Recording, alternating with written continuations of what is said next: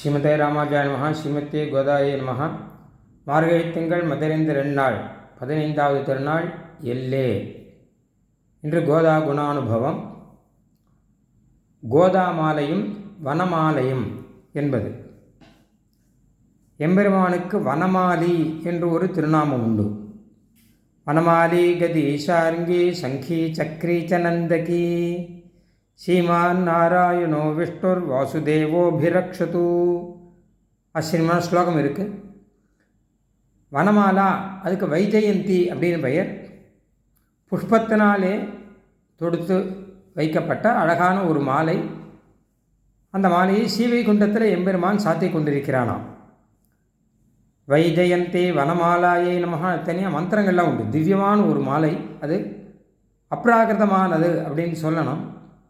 எம்பெருமான் திருமார்பிலே எப்பொழுதும் இருக்கக்கூடியது. அதனால் வனமாலி அப்படின்னு எம்பெருமானுக்கு பெயர் உண்டு. வனமாலையை தரிப்பவன் என்கிற அர்த்தத்திலே.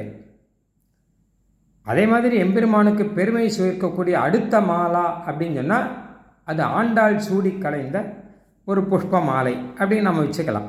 புஷ்பம் அப்படின்னு சொல்லலாம். ஏன்னா அதையும் பெருமான் ரொம்ப திருவுள்ள உகப்போட ஏற்றுக்கொண்டிருக்கிறான். இந்த ரெண்டில் எது வசத்தி? வனமாலை உயர்ந்ததா கோதா மாலை உயர்ந்ததா அப்படிங்கிறத சுவாமி தேசிகன் ஒரு ஸ்லோகத்தில் சாதிச்சிருக்கார்.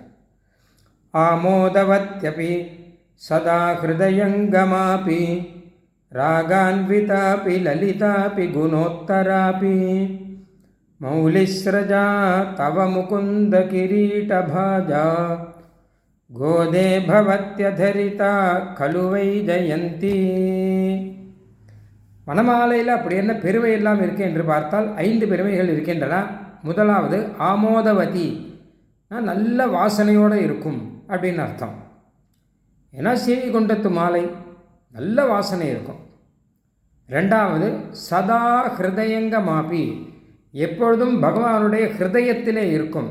ஏன்னா பகவான் தன்னுடைய நெஞ்சில் திருமார்பிலே அந்த வனமாலையை எப்பொழுதும் தரித்து கொண்டிருக்கிறான். அந்த வைஜெயந்தி வனமாலையோடு கூட தான் அவன் இருக்கான். கிருஷ்ணாவதாரமே அப்படி தான் இருக்குது என்று சுவாமி தேசிகன் சாதிச்சிருக்கார் இல்லையா. ஜெயந்தி சம்பவம் தாம வைஜெயந்தி விபூஷணம் அப்படின்னு சாதிச்சிருக்கார் இல்லையா. அதனால் எப்போவுமே சதா எப்பொழுதும் பகவானுடைய ஹிருதயத்தில் இருக்கும். இது 2வது. 3வது ராகான்விதா அப்படின்னா நல்ல சிவப்பு நிறம் கலந்திருக்கும்னு அர்த்தம். ஒரு புஷ்பத்துக்கு நல்ல நிறம் சேர்ந்திருந்தால் நல்லாயிருக்கும் இல்லையோ, அந்த மாதிரி ரீதியில் அழகான சிவப்பு நிறமும் கலந்து அழகாக இருக்கும். 4வது லலிதா அப்படின்னா ரொம்ப மிருதுவாக இருக்கும். புஷ்பமே மிருதுவாக இருக்கும், அதில் இன்னும் விசேஷமாக மிருதுவாக இருக்கும் போல இருக்குது. 5வது குணோத்தரா, நல்ல நூலினாலே கோர்க்கப்பட்டு மாலை தொடுக்கப்பட்டு வந்ததாக இருக்கும். மாலை அதுவும் புஷ்பத்திலேருந்து வந்த மாலைனா ஒரு நூல் வச்சு தான் தொடுக்கணும். அது மாதிரி நல்ல நூலினாலே தொடுக்கப்பட்டதாக இருக்கும். இப்படியெல்லாம் வனமாலைக்கு பெருமைகள். ஏன்னா அந்த வனமாலைக்கான நூல் உட்பட அது எல்லாமே ஸ்ரீவைகுண்டத்தில் இருக்கிறது அப்ராகிருதமானது. எல்லாமே இங்கே பூலோகத்தில் இருக்க மாதிரி கிடையாது. அங்கே அழகானது, அதனால ரொம்ப நன்னா இருக்கும் என்ன அர்த்தம். ஆனால் ஆண்டாள் சமர்ப்பித்த கோதா மாலை இருக்கும் இல்லையோ, இது எப்படி இருக்குன்னு பார்த்தோன்னா இதுவும் அதே 5 குணங்களோடு இருக்குது. ஆமோதவதி ஹிருதயங்கமா ராகான்விதா லலிதா குணோத்தரா இருக்குது. அதுக்கும் 5 இருக்குது. ஆனால் எம்பெருமான் கண்ணன் என்ன செய்கிறான் அப்படின்னு கேட்டால் வனமாலையை விட ஆண்டாளுடைய புஷ்பத்துக்கு அதிக மரியாதை கொடுத்திருக்கிறான், அதிக கௌரவம் கொடுத்திருக்கிறான். எப்படி தெரிகிறது? வனமாலையை தன்னுடைய நெஞ்சிலே திருமார்பிலே தரிக்கிறான். ஆனால் ஆண்டாள் சூடி கலைந்த மாலையை தன்னுடைய திருமுடியிலே தரித்திருக்கிறானாம்.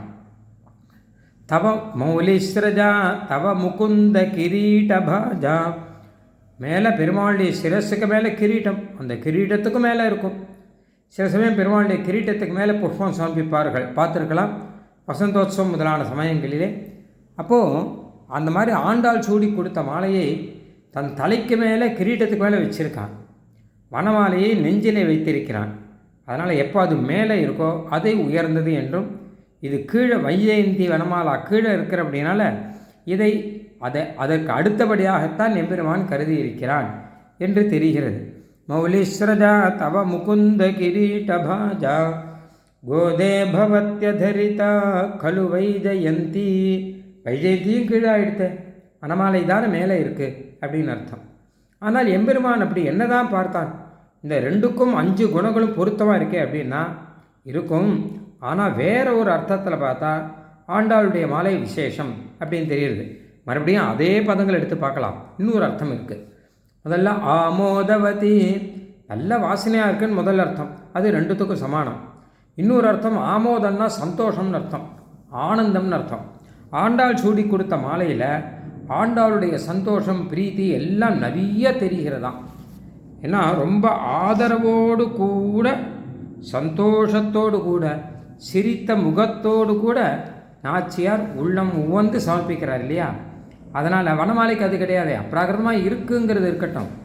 ஆனால் நாச்சியாருடைய மனோபாவம் அப்படிங்கிறதும் இந்த ஆண்டாள் மாலையில் கலந்துருக்கு. இது முதல் விஷயம். ரெண்டாவது, சதா ஹிருதயங்கமாபி, எப்பொழுதும் பெருமாளுடைய ஹிருதயத்திலே திருமார்பிலே இருக்குது அப்படின்னு இருக்கட்டும். ஆனால் ஆண்டாள் மாலைக்கு என்ன விசேஷம்னா ஹிருதயங்கமான மனசுக்கு பிடித்ததுன்னு ஒரு அர்த்தம். 2 அர்த்தம். திருமார்பிலே இருப்பதுன்னு ஒரு அர்த்தம். 2வது மனசுக்கு பிடித்ததுன்னு ஒரு அர்த்தம். பெருமாளுடைய திருவுள்ளத்துக்கு ரொம்ப ரொம்ப உகந்தது. அதனால்தான் ஆண்டாள் சூடி கலைந்த மாலை தான் எனக்கு வேணும், பெரியாழ்வாரை கொண்டு அதை கொண்டு வர சொல்லுன்னு பெருமாள் சொல்லிட்டார் இல்லையா?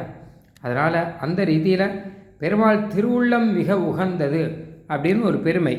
வனமாலை தான் எப்போவுமே இருக்கே, இதுதான் விசேஷமாக இருக்குன்னு திருவுள்ளம் உகந்து சொல்லியிருக்கான். இது 2வது. 3வது, ராகான்விதாபி. ராகான்விதா அப்படின்னா நல்ல சிவப்பு நிறத்தோடு கூடி இருக்குது வனமாலை அப்படின்னு பார்த்தோம். அதை காட்டில் ஆண்டாள் மாலைக்கு என்ன விசேஷம்னா ராகா அப்படின்னா அன்பு, காதல்னு ஒரு அர்த்தம். அந்த காதலோடு கலந்துருக்கான். வெறும் சிவப்பு நிறம் மட்டுமல்ல, நல்ல ஆண்டாளுடைய காதலோடு கலந்து தான் தரித்து கொண்டு கண்ணனுக்கு கொடுக்க வேணும் தானே கொடுக்குற. அதனால் அவருடைய அந்த காதல் பாவம் கலந்துருக்கு அப்படிங்கிறது விசேஷம். 4வது, லலிதா. வனமாலா மிருதுவாக இருக்கும். இது மிருதுவாக இருக்கிறது மட்டும் இல்லாமல் லலிதானா மதுரான்னு ஒரு அர்த்தம். மிருதுவாகவும் இருக்கும், இனிமையாகவும் இருக்கும், அப்படிங்கிற மதுரமாகவும் இருக்கும் அப்படின்னு அர்த்தம். அதாவது பெருமாளுக்கு மிகவும் திருவுள்ளம் வகுக்கும்படி இருக்கும் அப்படின்னு தான் அர்த்தம். 5வது, குணோத்தரா. குணோத்தரானா நல்ல நூலினாலே கட்டப்பட்டதுன்னு அர்த்தம் சொன்னேன். இன்னொரு அர்த்தம் நல்ல குணங்கள் கூடியுள்ளது. ஆண்டாளுடைய திருக்கல்யாண குணங்கள் எல்லாம் இதில் கலந்திருக்கு. பூமாதேவி நாச்சியார் இல்லையா, அவருடைய கல்யாண குணங்கள் எல்லாம் கலந்திருக்கு அப்படின்னு அர்த்தம். ஆக 2 அர்த்தம் வச்சு பார்த்தா அந்த 2வது அர்த்தம் ஆண்டாளுடைய மாலைக்கு நன்னா பொருந்துகிறது. அதனால்தான் ஆமோதவத்யபி ஒன்றும் அவ்வின்னு போடுறார். வனமாலா ஆமோதவத்தி தான், சதா ஹிருதயங்கமாபி ஹிருதயங்கமாக தான். ஆனால் கூட ஆண்டாளுடைய மாலைக்கு சமமாக முடியலையே. ராகான்விதாபி லலிதாபி குணோத்தராபி மௌலிஸ்ரஜா தவ முகுந்த கிரீடபாஜா கோதே பவத்யதரிதா கலு வைஜயந்தி.